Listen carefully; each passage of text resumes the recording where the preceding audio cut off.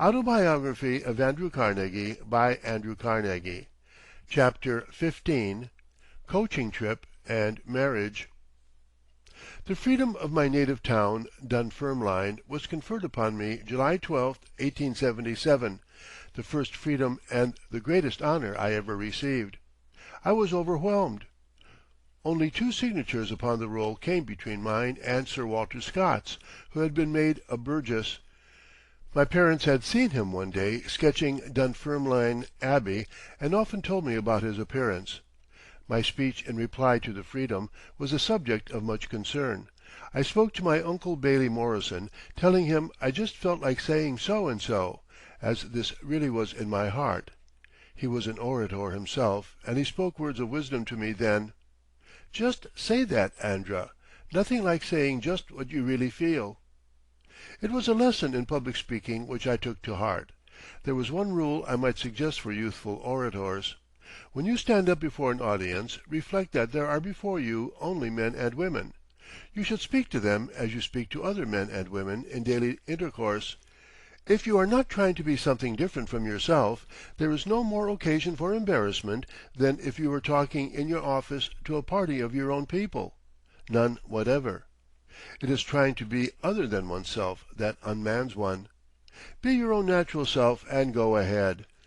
I once asked Colonel Ingersoll, the most effective public speaker I ever heard, to what he attributed his power. "Avoid elocutionists like snakes," he said, "and be yourself." I spoke again at Dunfermline, July 27, 1881, when my mother laid the foundation stone there of the first free library building I ever gave. My father was one of 5 weavers who founded the earliest library in the town by opening their own books to their neighbors. Dunfermline named the building I gave Carnegie Library. The architect asked for my coat of arms. I informed him I had none, but suggested that above the door there might be carved a rising sun shedding its rays with the motto, "Let there be light." This he adopted. We had come up to Dunfermline with a coaching party. When walking through England in the year 1867 with George Lauder and Harry Phipps, I had formed the idea of coaching from Brighton to Inverness with a party of my dearest friends.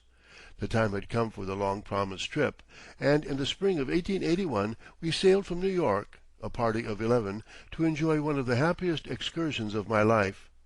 It was one of the holidays from business that kept me young and happy, worth all the medicine in the world. All the notes I made of the coaching trip were a few lines a day in 2-penny pass books bought before we started. As with Round the World, I thought that I might some day write a magazine article or give some account of my excursion for those who accompanied me, but one wintry day I decided that it was scarcely worth while to go down to the New York office, 3 miles distant, and the question was how I should occupy the spare time. I thought of the coaching trip, and decided to write a few lines just to see how I should get on.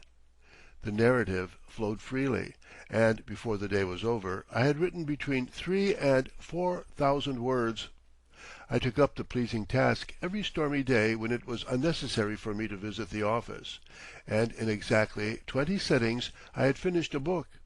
I handed the notes to Scribner's people and asked them to print a few hundred copies for private circulation. The volume pleased my friends, as Round the World had done. Mr. Champlin one day told me that Mr. Scribner had read the book and would like very much to publish it for general circulation upon his own account, subject to a royalty. The vain author is easily persuaded that what he has done is meritorious, and I consented. Every year this still nets me a small sum in royalties, and 30 years have gone by, 1912. The letters I received upon the publication of it were so numerous and some so gushing that my people saved them, and they are now bound together in scrapbook form, to which additions are made from time to time. The number of invalids who have been pleased to write me, stating that the book had brightened their lives, has been gratifying. Its reception in Britain was cordial. The Spectator gave it a favorable review. But any merit that the book has comes, I am sure, from the total absence of effort on my part to make an impression. I wrote for my friends, and what one does easily one does well. I revelled in the writing of the book as I had in the journey itself. The year 1886 ended in deep gloom for me.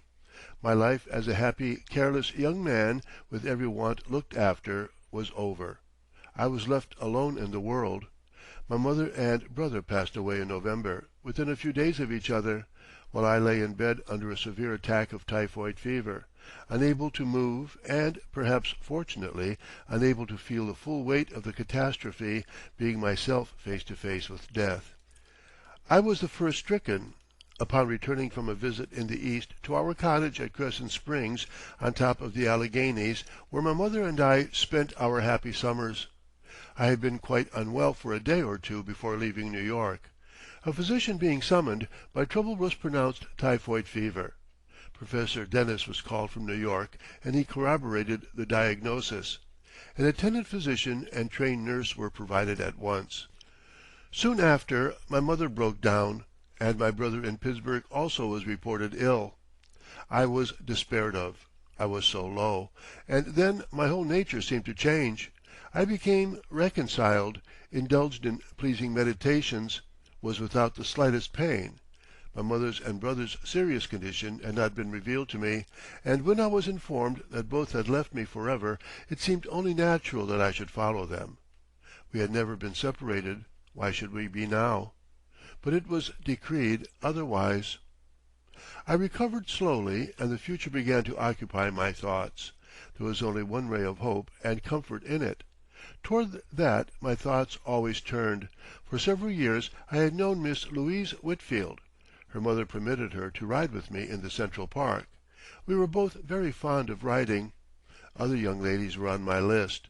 I had fine horses and often rode in the park and around New York with one or the other of the circle. In the end the others all faded into ordinary beings. Miss Whitfield remained alone as the perfect one beyond any I had met. Finally I began to find and admit to myself that she stood the supreme test I had applied to several fair ones in my time. She alone did so of all I had ever known. I could recommend young men to apply this test before offering themselves. If they can honestly believe the following lines, as I did, then all is well. Full many a lady I've eyed with best regard, for several virtues have I liked several women, never any with so full soul, but some defect in her did quarrel with the noblest grace she owed, and put it to the foil, but you, O you, so perfect and so peerless, are created of every creature's best. In my soul I could echo those very words. To-day, after 20 years of life with her, if I could find stronger words I could truthfully use them. My advances met with indifferent success. She was not without other and younger admirers. My wealth and future plans were against me. I was rich and had everything, and she felt she could be of little use or benefit to me. Her ideal was to be the real helpmeet of a young, struggling man to whom she could and would be indispensable, as her mother had been to her father. The care of her own family had largely fallen upon her after her father's death, when she was 21. She was now 28. Her views of life were formed. At times she seemed more favorable, and we corresponded. Once, however, she returned my letters, saying she felt she must put aside all thought of accepting me. Professor and Mrs. Dennis took me from Crescent to their own home in New York as soon as I could be removed, and I lay there some time under the former's personal supervision. Miss Whitfield called to see me, for I had written her the first words from Crescent I was able to write. She saw now that I needed her. I was left alone in the world. Now she could be in every sense the helpmeet. Both her heart and head were now willing, and the day was fixed. We were married in New York April 22nd, 1887, and sailed for our honeymoon, which was passed on the Isle of Wight. Her delight was intense in finding the wild flowers. She had read of Wandering Willie, Heart's Ease, Forget-me-nots, the Primrose, Wild Thyme, and the whole list of homely names that had been to her only names till now. Everything charmed her. Uncle Lauder and one of my cousins came down from Scotland and visited us, and then we soon followed to the residence at Kilgraston they had selected for us in which to spend the summer. Scotland captured her. There was no doubt about that. Her girlish reading had been of Scotland, Scott's novels and Scottish chiefs being her favourites. She soon became more Scotch than I. All this was fulfilling my fondest dream. We spent some days in Dunfermline and enjoyed them much. The haunts and incidents of my boyhood were visited and recited to her by all and sundry. She got nothing but flattering accounts of her husband, which gave me a good start with her. I was presented with the freedom of Edinburgh as we passed northward, Lord Rosebery making the speech. The crowd in Edinburgh was great.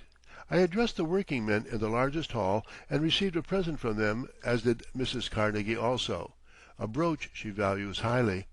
She heard and saw the pipers in all their glory and begged there should be one at our home, a piper to walk around and waken us in the morning and also to play us in to dinner.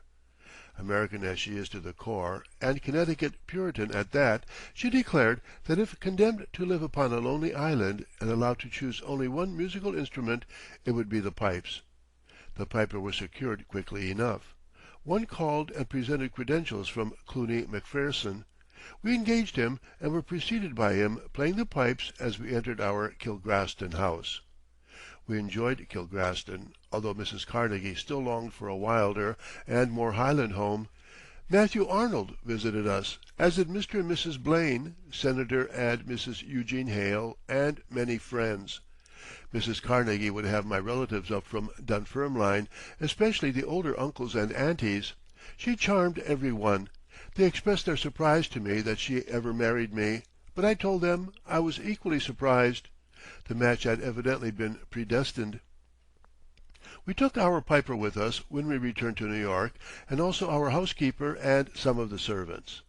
Mrs. Nichol remains with us still, and is now, after 20 years' faithful service, as a member of the family. George Irvin, our butler, came to us a year later, and is also as one of us. Maggie Anderson, one of the servants, is the same. They are devoted people, of high character and true loyalty. The next year we were offered and took Cluny Castle. Our piper was just the man to tell us all about it. He had been born and bred there, and perhaps influenced our selection of that residence where we spent several summers. On March 30th, 1897, there came to us our daughter. As I first gazed upon her, Mrs. Carnegie said, "Her name is Margaret, after your mother. Now one request I have to make." "What is it, Lou?" "We must get a summer home, since this little one has been given us. We cannot rent one, and be obliged to go in and go out at a certain date. It should be our home." "Yes," I agreed. "I make only one condition." "What is that?" I asked. "It must be in the Highlands of Scotland." "Bless you," was my reply. "That suits me. You know I have to keep out of the sun's rays, and where can we do that so surely as among the heather? I'll be a committee of one to inquire and report." Skibo Castle was the result. It is now 20 years since Mrs. Carnegie entered and changed my life. A few months after the passing of my mother and only brother left me alone in the world. My life had been made so happy by her that I cannot imagine myself living without her guardianship. I thought I knew her when she stood Ferdinand's test, but it was only the surface of her qualities I had seen and felt. Of their purity, holiness, wisdom, I had not sounded the depth. In every emergency of our active, changing, and in later years somewhat public life, in all her relations with others, including my family and her own, she has proved the diplomat and peacemaker. Peace and good will attend her footsteps wherever her blessed influence extends. In the rare instances demanding heroic action, it is she who first realizes this and plays the part. The peacemaker has never had a quarrel in all her life, not even with a schoolmate, and there does not live a soul upon the earth who has met her who has the slightest cause to complain of neglect. Not that she does not welcome the best and gently avoid the undesirable. None is more fastidious than she, but neither rank, wealth, nor social position affects her one iota. She is incapable of acting or speaking rudely. All is in perfect good taste. Still, she never lowers the standard. Her intimates are only of the best. She is always thinking how she can do good to those around her, planning for this one and that in case of need, and making such judicious arrangements of presents as surprise those cooperating with her.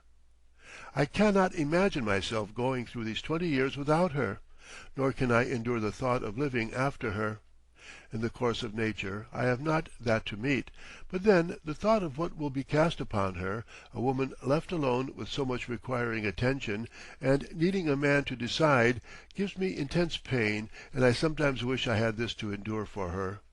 But then she will have our blessed daughter in her life, and perhaps that will keep her patient. Besides, Margaret needs her more than she does her father. Why, oh why, are we compelled to leave the heaven we have found on earth, and go we know not where? For I can say with Jessica, it is very meet the Lord Bassanio live an upright life, for, having such a blessing in his lady, he finds the joys of heaven here on earth. End of chapter 15.